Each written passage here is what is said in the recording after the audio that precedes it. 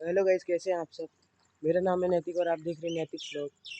तो अभी हम आए हैं शहीद दीपक सिंह गहरवार के यहाँ पे। ये उनका सब जिम खुला हुआ है। तो चलिए आज हम उनके बड़े भाई श्री प्रकाश सिंह से मिलाते हैं।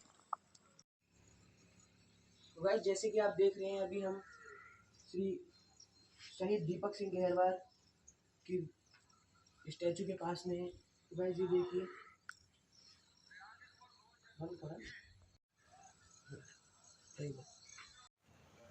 तो गाइस ये श्री दीपक सिंह गहरवार के बड़े भाई हैं श्री प्रकाश सिंह गहरवार। तो इनसे हम कुछ पूछते हैं। तो अभी आप क्या कर रहे हैं? मैं अभी पहले सेना में था, रिटायर होकर अभी यहाँ अपने गांव के बच्चों को फिजिकल की ट्रेनिंग देता हूँ और स्पोर्ट्स के बारे में उनका अभ्यास करवाता हूँ और उसके साथ साथ पढ़ाई भी कर रहा हूँ पढ़ाई भी स्पोर्ट्स। कर रहे हैं। तो मतलब आप जो ट्रेनिंग देते हैं बच्चों को, तो मतलब वो फ्री ऑफ कॉस्ट है कि कुछ आप वो फीस लेते हैं? नहीं, उसमें पैसे कुछ नहीं लगता, मैं अपना उनको समय देता हूँ, कोई पैसा कोई चार्ज नहीं लेता उनको। अच्छा। और आप पढ़ाई किस चीज़ की कर रहे हैं अभी? पढ़ाई स्पोर्ट टीचर की। तो गाइज़ अभी हम शहीद दीपक सिंह गहरवार के बारे में इनसे कुछ पूछते हैं। शहीद दीपक सिंह गहरवार मेरे छोटे भाई, जो मेरे से 4 साल उम्र में छोटे थे। जब मैं सेना में गया था तो उनका भी ये था कि मुझे भी सेना में जाना है। तो 2012 में भर्ती निकली थी, तो वो आर्मी के मेडिकल कोर में हुए थे। उसके बाद अलग अलग जगह पे पोस्टिंग उनकी हुई, लखनऊ हो गया, दिल्ली हो गया। फिर 2020 में उनकी पोस्टिंग हुई जो पहाड़ी क्षेत्र है लद्दाख के गलवान घाटी में। तो 15 जून 2020 को चीन की सेना ने और भारत की सेना के बीच में जो संघर्ष हुआ था रात के समय, 15-16 जून की दरमियानी रात को। और ये पेशे से क्या मेडिकल कोर में थे, तो इनका लड़ाई से वास्ता कुछ नहीं था, लेकिन फिर भी सैनिक तो सैनिक होता है, चाहे आप किसी भी कोर में रहो। जहाँ देश की बात आती है तो उसमें अपना सर्वस्व न्यौछावर करना पड़ता है। तो रात के समय पे जैसे जो संघर्ष हुआ था आपस में, अंधेरी रात थी, वहाँ पे नाला है, सारी चीज़ें।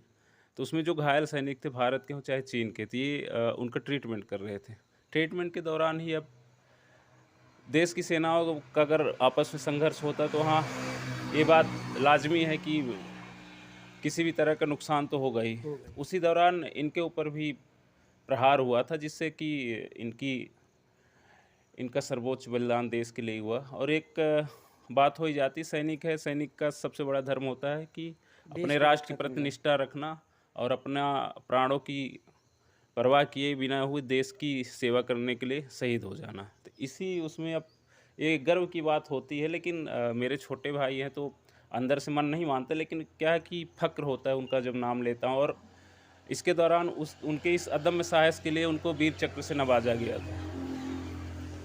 तो गाइज़ आज जैसे आपने सुन लिया है कि ये वीर चक्र सम्मानित है। तो ये हमारे लिए भी गर्व की बात है कि ये हमारे गांव के हैं, हमारे घर के हैं, हमारे चाचा ताऊ लगते हैं। तो हमारे लिए भी गर्व की बात है।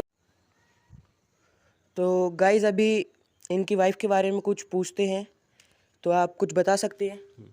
जैसे दीपक की शादी अपना 30 नवंबर 2019 को हुई थी। उनकी मिसेज़ रेखा जो आज सेना में ही लेफ्टिनेंट के पद पे तैनात हैं।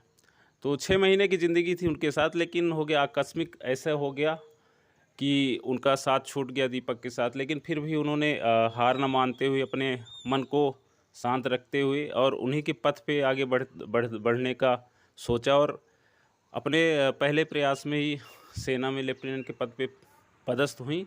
और जो हम सब के लिए फ़ख्र की भी बात है। हाँ, दुःख की घड़ी है, लेकिन दुःख की घड़ी में उन्होंने अपने आप को मजबूत बनाया और उस रास्ते पे चढ़ने का निर्णय लिया।